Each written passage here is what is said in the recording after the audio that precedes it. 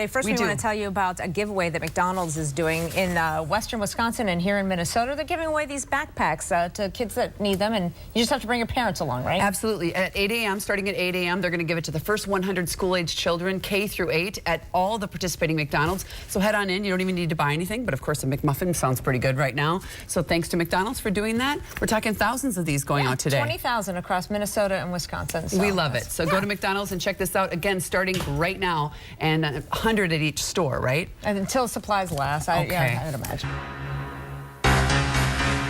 They are cold-blooded carnivores that can smell one drop of blood in a million drops of water. Starting tomorrow, you can learn more fascinating facts about these ferocious fish. It is Shark Week everywhere, including the Mall of America. And Carly Burns is from SeaLife Minnesota Aquarium at the Mega Mall. Thanks for joining us this morning. Thank you for having us. And there's Sharky.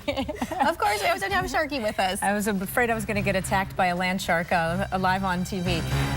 We appreciate you being here as well. You know, we have a lot of cool things to talk about today, but let's first talk about what people can experience over the next week if they come out to Mall of America. Yes, we actually have been invited by the mall. We will be out in the Sears Court Sunday through Wednesday, and we'll have some fun activities for kids to do. Lots of fun shark artifacts like this. A live shark, like our little baby shark that you see here, will make some appearances. And then we're doing our second annual blood drive on Friday, which we're really very excited about. Are you going to behave?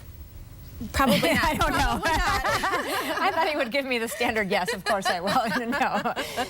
Well, that's very cute that they do that. You know, what is more interesting to me is that we have a Shark Week. There's not a lot of animals that get their own week. People are fascinated by these creatures, aren't they? Oh, very much so. I mean, obviously they're very intimidating looking. They have these amazing senses that make them apex predators. They're the top predators in the ocean, and there's reasons as to why. I mean, just looking at these shark jaws, yeah, this is pretty impressive. But what more impressive is if you look up behind it, they have just a whole conveyor belt of teeth back here, and you can tell a lot about a shark based on the shape and the size of their teeth. Now, these are pointy, so that means something. Yep, these are actually great for like grabbing into prey and then pulling and swallowing, where these ones over here, these are from a tiger shark. These actually have little serrated edges, kind of like a steak knife. Yeah. So this is very similar to like what a great white shark has. And so this is actually designed for going up to prey, cutting, shaking back and forth, and then tearing through that wonderful, yummy seal meat or penguins or other large fish, small sharks, all that good stuff. We have some other things here that are fascinating and interesting too. Shark eggs and shark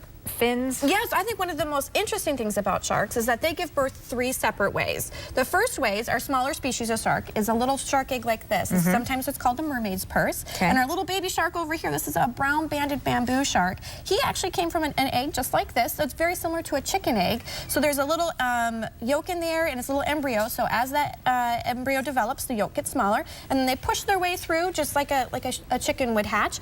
Mom and dad don't stick around to hang out and take care of them. They're born with all of their teeth, and they start hunting right away. Wow. The second, you can kind of see him way down there. He's